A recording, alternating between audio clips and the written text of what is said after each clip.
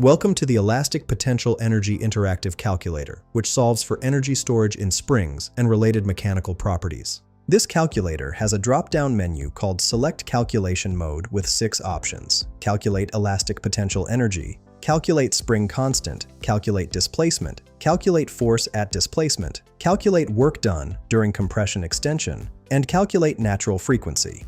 For this demonstration, I've selected Calculate Elastic Potential Energy. The input fields are spring constant K, displacement X, elastic potential energy EPE, mass M, initial displacement X1, and final displacement X2. Let's work through an example. I'll enter spring constant K equals 10, displacement X equals 10, elastic potential energy EPE equals 10, mass M equals 10, initial displacement X1 equals 10, and final displacement X2 equals 10. After clicking Calculate, here are our results. Elastic potential energy equals 500 joules, showing the total energy stored in the spring. The restoring force equals 100 newtons, indicating the force the spring exerts at this displacement. The system status reads Allers high energy storage, industrial heavy-duty application, confirming this configuration is suitable for heavy mechanical systems.